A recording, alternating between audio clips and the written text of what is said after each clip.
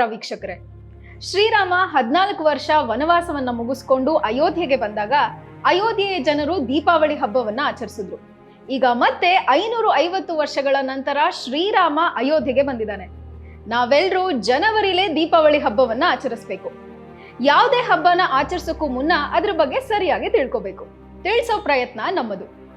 ಅಯೋಧ್ಯೆ ಸಂಭ್ರಮ ಕಾರ್ಯಕ್ರಮಕ್ಕೆ ನಿಮ್ಮೆಲ್ಲರಿಗೂ ಸ್ವಾಗತ. ನಾನು ನಿಮ್ಮ ಸುರಭಿ.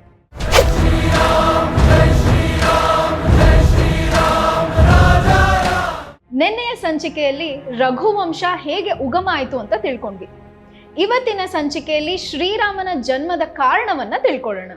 ಇವತ್ತು ಶ್ರೀರಾಮನ ಹೆಸರು ಇಷ್ಟೊಂದು ಪ್ರಸಿದ್ಧಿಯಾಗಿದೆ ಅಂದ್ರೆ ಅದಕ್ಕೆ ಮುಖ್ಯ ಕಾರಣ ರಾವಣ ಆ ಶಿವನನ್ನೇ ಪೂಜಿಸಿ ಅವರ ಆತ್ಮಲಿಂಗವನ್ನೇ ಪಡೆದ ವೀರ. ಅಷ್ಟೇ ಅಲ್ಲದೆ ಗಣೇಶನಿಂದ ಎಲ್ಲ ವಿದ್ಯೆಯನ್ನು ಕಲಿತು ವಿದ್ಯೆಯ ಅಧಿದೇವತೆಯನ್ನೇ ಪ್ರತಿಷ್ಠಾಪಿಸಿದವ. ಹಾಗಿದ್ರೆ ರಾಮನಿಗೂ ರಾವಣನಿಗೂ ಸಂಬಂಧ ಏನು? ಮೊದಲಿಗೆ ರಾವಣನ ಬಗ್ಗೆ ತಿಳ್ಕೊಳ್ಳೋಣ.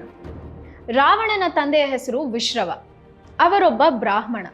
ಅವರಿಗೆ 2 ಪತ್ನಿಯರಿದ್ರು, ಇಲಾವಿದ ಮತ್ತೆ ಕೈಕಸಿ. ಇಲಾವಿದಳಿಗೆ ಹುಟ್ಟಿದ್ದೆ ಕುಬೇರ. ಕೈಕಸಿ ಒಬ್ಬ ರಾಕ್ಷಸ ವಂಶದವಳು. ವಿಶ್ರವ ತಪಸ್ಸು ಮಾಡ್ತಿದ್ದಾಗ ಅವರಿಗೆ ಸೇವೆ ಮಾಡ್ತಿದ್ಲು ಕೈಕಸಿ. ಆಗ ಪ್ರೀತಿ ಮಾಡಿ ಇವರಿಬ್ರು ಮದುವೆ ಆದ್ರು. ಕೈಕಸಿಗೆ 4 ಮಕ್ಕಳು: ರಾವಣ, ವಿಭೀಷಣ, ಕುಂಭಕರ್ಣ ಹಾಗೂ ಶೂರ್ಪಣಖ. ಮೊದಲ ಪತ್ನಿಯ ಮಗ ಕುಬೇರನ ರಾಜ್ಯ ಲಂಕೆ, ಸ್ವರ್ಣಲಂಕೆ. ಅದನ್ನು ಕೂಡ ರಾವಣ ಬಲವಂತವಾಗಿ ವಶಪಡಿಸ್ಕೊಳ್ತಾನೆ. ಜೊತೆಗೆ ಪುಷ್ಪಕ ವಿಮಾನವನ್ನೂ ಕಸಿದುಕೊಳ್ತಾನೆ. ಸುತ್ತಲಿರುವ ದ್ವೀಪಗಳನ್ನ ಸಹ, ಅಂದ್ರೆ ಐಲ್ಯಾಂಡ್, ಅದರಲ್ಲಿ ಬಲಿ ದ್ವೀಪ ಅಂದ್ರೆ ಈಗಿರುವ ಬಾಲಿಯನ್ನು ಕೂಡ ಅವನು ವಶಪಡಿಸ್ಕೊಳ್ತಾನೆ. ನಂತರ ಬ್ರಹ್ಮನ ತಪಸ್ಸನ್ನು ಮಾಡಿ ದೇವತೆಗಳು, ರಾಕ್ಷಸರು, ಕಿನ್ನರರು, ಪ್ರಾಣಿ, ಗಂಧರ್ವ ಯಾರಿಂದಲೂ ಸಾವು ಬರಬಾರದೆಂದು ವರ ಪಡೆಯುತ್ತಾನೆ. ತನ್ನ ಪ್ರಾಣ ಹೊಕ್ಕಳಲ್ಲಿಡುವಂತೆ ಕೂಡ ಕೇಳ್ತಾನೆ. ಆಗ ಶುರುವಾಯಿತು ರಾವಣನ ನಿಜ ಆರ್ಭಟ. ಸಾವಿನ ಭಯ ಹೋಗಿದ ಕೂಡಲೇ ಅವನಲ್ಲಿ ಅಹಂಕಾರ ಶುರುವಾಯಿತು. ನಾನು ಚತುರ್ದಶಕ ಭುವನ ಭಯಂಕರನಾದ ಲಂಕೇಶ್ವರ ದಶಕಂಠ ರಾವಣ. ರಾವಣ ಇಕ್ಷ್ವಾಕು ವಂಶದ ರಾಜನಾದ ಅನಾರಣ್ಯನ ಕೊಲ್ತಾನೆ. ಅನಾರಣ್ಯ ಯಾರು ಅಂದ್ರೆ ಶ್ರೀರಾಮನ ತಾತ.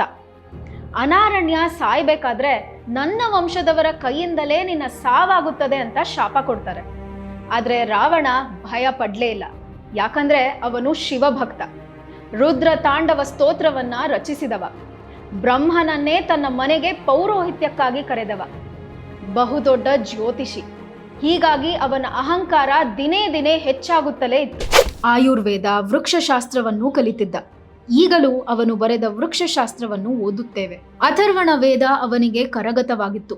ಕಿಷ್ಕಿಂಧೆಯ ವಾಲಿ ಜೊತೆ ಒಮ್ಮೆ ಸೋತಿದ್ದ ಬಿಟ್ರೆ ಇನ್ಯಾವತ್ತೂ ಅವನು ಸೋತಿರಲಿಲ್ಲ. ವಾಲಿಯಿಂದಲೂ ಸೋತಿದ್ದಕ್ಕೆ ಕಾರಣ, ವಾಲಿಗೂ ಒಂದು ವರವಿತ್ತು.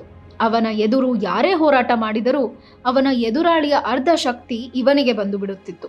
ಬ್ರಹ್ಮನಿಂದ ವರ ಪಡೆದ ನಂತರ ವಾಲಿಯೂ ಇವನಿಗೆ ಗೆಳೆಯನಾದ.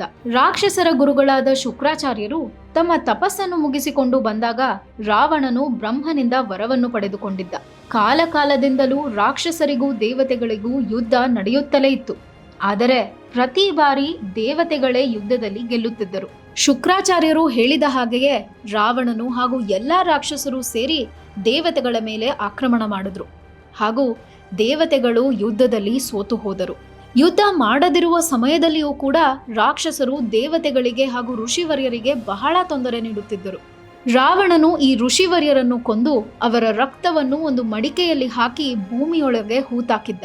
ವಿಶ್ವಾಮಿತ್ರನನ್ನು ಸಹ ಕೊಲ್ಲಲು ಹೊರಟಿದ್ದ. ಇವನು ವಿಷ್ಣು ಹಾಗೂ ವಿಷ್ಣು ಭಕ್ತರ ವಿರುದ್ಧವೇ ಯುದ್ಧ ಮಾಡುತ್ತಿದ್ದ.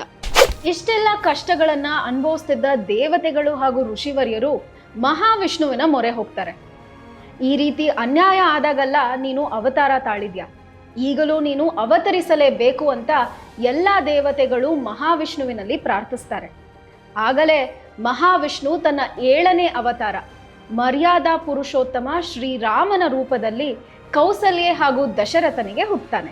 ಇದು ಶ್ರೀರಾಮ ಜನಿಸಲು ಹಲವಾರು ಕಾರಣಗಳಲ್ಲಿ ಒಂದು. ನಾಳೆಯ ಸಂಚಿಕೆಯಲ್ಲಿ ಶ್ರೀರಾಮ ಹೇಗೆ ಜನಿಸಿದ ಅಂತ ತಿಳ್ಕೊಳ್ಳೋಣ. ಈ ವಿಡಿಯೋ ಇಷ್ಟ ಆಗಿದ್ರೆ ಲೈಕ್, ಶೇರ್ ಹಾಗೂ ಸಬ್ಸ್ಕ್ರೈಬ್ ಮಾಡಿ. ನಾನು ನಿಮಗೆ ನಾಳೆಯ ಸಂಚಿಕೆಯಲ್ಲಿ ಸಿಗ್ತೀನಿ. ಜೈ ಶ್ರೀರಾಮ್.